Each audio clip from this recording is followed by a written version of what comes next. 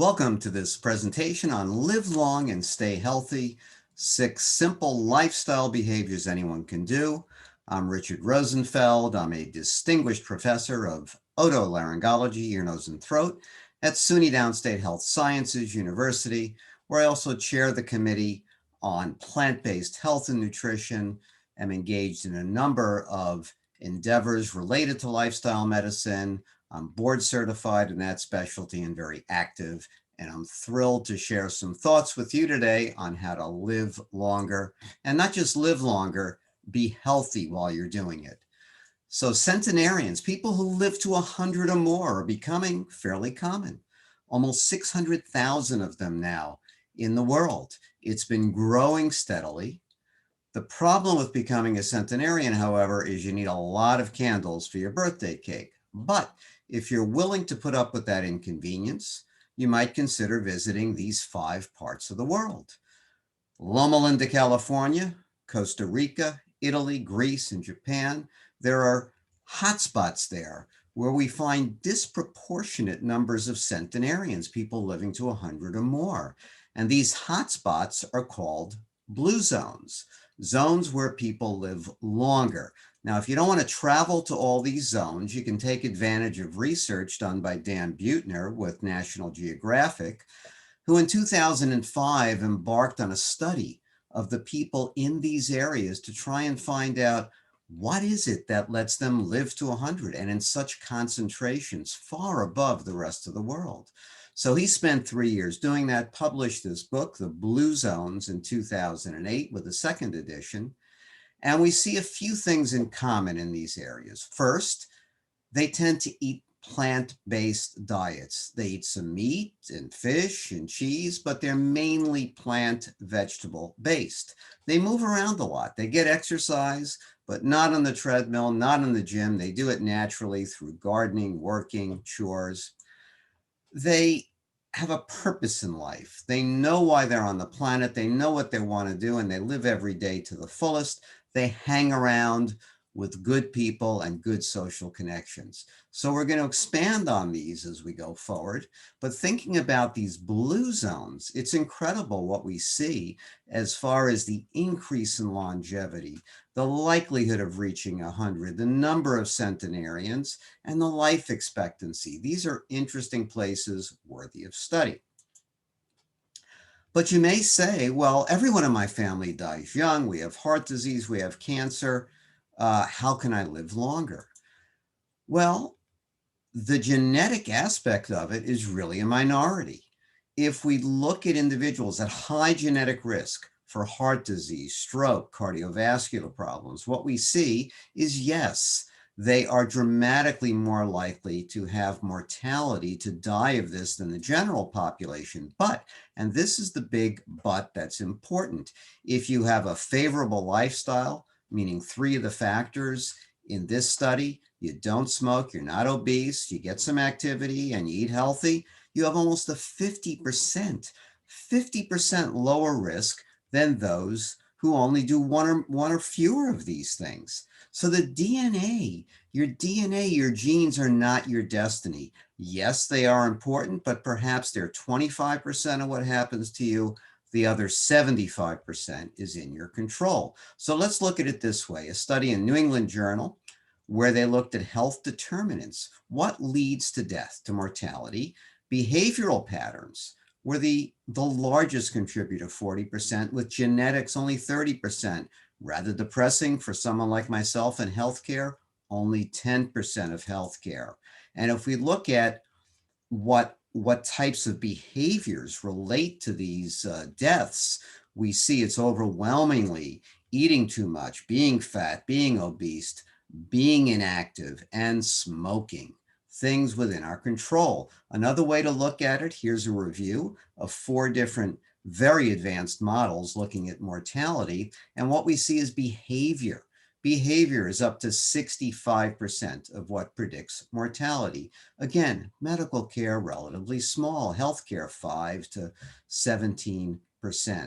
You can control your behavior. You cannot control your genes. So accepting that we do have some role in our fate, what are these six simple lifestyle behaviors we can all practice. A starting point is the American College of Lifestyle Medicine, which sort of codifies more of the blue zone knowledge into 6 big areas: nutrition, exercise, avoiding risky substances, managing stress, sleeping well, and healthy relationships. Or we could say, eat plants, keep moving, don't smoke, stay calm, sleep well, love people. Lifestyle medicine is a fairly new discipline, 15 to 20 years old. Uh, it's evidence-based. It builds upon a huge body of knowledge to prevent, treat, and even reverse many chronic diseases just with lifestyle behaviors, avoiding medicine and surgery. There is overwhelming evidence been published in the past 50, 60 years, and even ongoing at a rapid clip to support behaviors and their impact on your longevity and health. You can review this if you'd like at www.lifestylemedicine.org. Click on the research, scientific evidence, and read away. So let's get into these 6 simple behaviors. And because of time, I can only glance upon them here. Each one could be an hour or several hours of discussion in and of itself. My purpose is to point you in the right direction, and hopefully you can then seek out more knowledge. So starting point, key, eating plants. I don't mean being a giraffe and grazing on the nearest tree, but I do mean eating healthy. So the standard American diet is terrible. It consists of highly processed, refined, ultra-processed foods, lots of sweets and meat and dairy and eggs.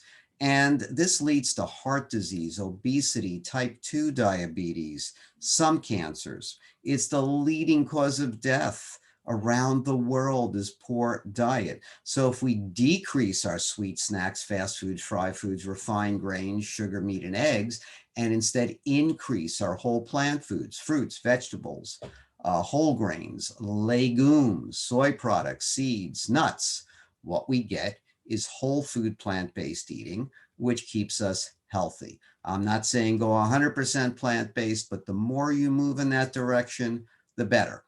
Where I work at SUNY Downstate Health Sciences University, we have a major medical center, and our executive committee of physicians endorsed this statement that plant-based nutrition can prevent, treat, or even reverse certain chronic diseases in adults. And what we mean by plant-based nutrition is really emphasizing vegetables, whole grains, nuts, seeds, legumes, and fruits. The diseases you can impact most are being overweight, obese, high blood pressure, type 2 diabetes, heart disease, and high cholesterol lipids. You can see this position statement along with a lot of other material at our committee website, www.downstate/plant-based, where you'll find a host of materials. There's a research evidence summary summarizing dozens and dozens of key studies to support this and its efficacy. We also talk in our position statement that the real benefit of shifting towards plants is adding these whole grains healthy foods. It's not just simply a matter of removing the meat, the fish, the cheese, the animal products from the diet, but within this group, the research really doesn't support one type of plant-based diet versus another. So for example, a Mediterranean diet versus say hypertension, a DASH diet, or simply a whole food plant-based diet, but we do shun junk food, junk vegan food, sugars, fats, refined, ultra-processed foods. You can read about this on our website. You can access this guide to eating for health and longevity, really with a wealth of information. So you're eating well and you're shifting towards plants. The next thing is to keep moving, be active. Physical activity guidelines were recently updated for Americans. And if you stay active, you can reduce things that lead to your death, namely high blood pressure, type 2 diabetes, and even a host of mental brain diseases and some cancers.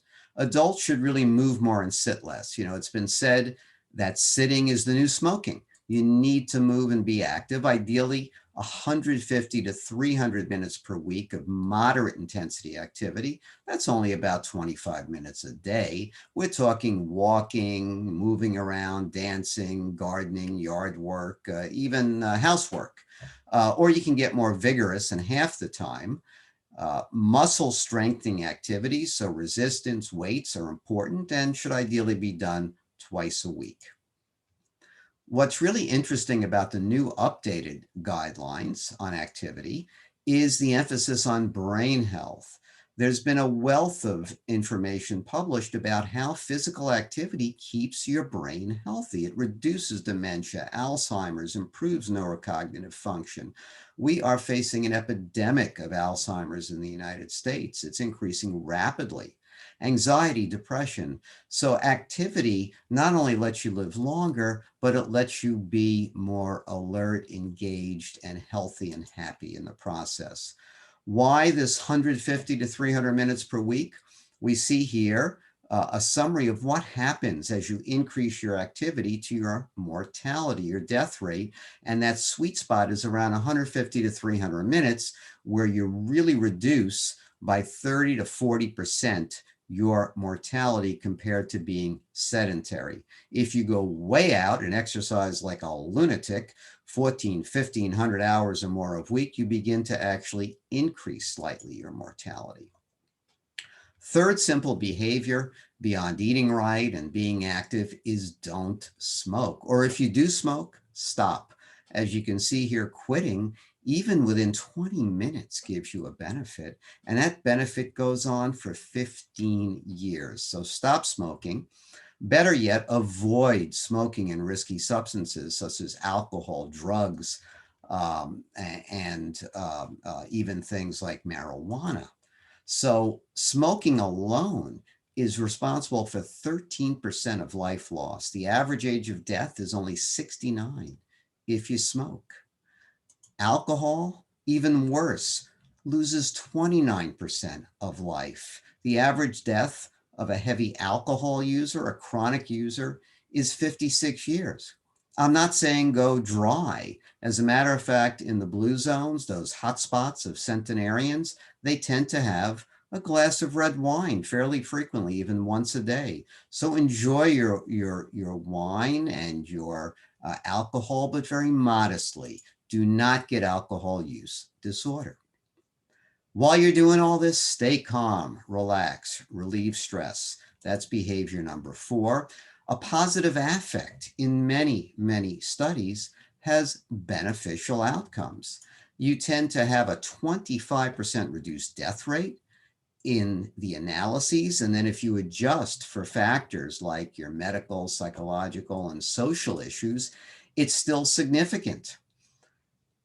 By this positive affect, we don't necessarily mean meditation, although mindfulness is important. Mindfulness really means being engaged in what's happening. It puts you in the present. You know, there's a saying that a positive affect, positive mental attitude involves 3 things. First, contentment with the past. Second, happiness in the present. And third, hope for the future. It's that happiness, that awareness in the present that gives you mindfulness. It means not obsessing about things that have happened already or things that might be, maybe, could be, maybe. Forget about it. Focus on the present. And you don't have to sit and meditate or go on a 7-day no talking retreat. Mindfulness in the Western view is really just an active engagement with your surroundings, being aware of things. If things aren't happening the way you like, stopping, thinking, reflecting, not just filling your mind with all sorts of extraneous thoughts. The Eastern view does involve meditation, and that's fine if that's what you enjoy, but reduce stress. You know, Dean Ornish really said it best. Meditation, mindfulness will not bring you peace, but it stops you from sabotaging yourself, from disturbing what's already there. By focusing on the present, being mindful, actively engaging, or even meditating, you bring out your inner calm. Next thing, sleep well, something many of us do not do. Get that deep, restful, restorative sleep. Lots of research shows that sleeping a certain amount of time, in particular, 7 hours per day, is the sweet spot. If you're much less or much longer than this, you actually have more mortality, stroke, cardiovascular incidents. And as you can see here, the sweet spot's at 7 hours per day. 6 is not bad, 8 is not bad. So if you're in that 6 to 8 range, you're probably good. Better to be maybe 7 to 8, but 9 or 10 actually increases mortality, and going below 6 is also not good for you. So hit that sweet spot if you can. Some tips on sleep hygiene, on sleeping better. If you do take naps, make them power naps, 20 minutes at most. Otherwise, you start interfering with your sleep cycles. The blue light is key. So electronic devices, tablets, phones, TV sets, put them in that easy eye mode where the blue light is reduced. There are lots of other suggestions on sleeping well. Some of my favorite are to get a little exercise, take a walk, get some modest exercise 2 or 3 hours before bedtime, and you'll sleep better. The temperature is important. If it's really hot and toasty, that might feel good when you go in, but it's disruptive to your sleep. You want it on the cool side.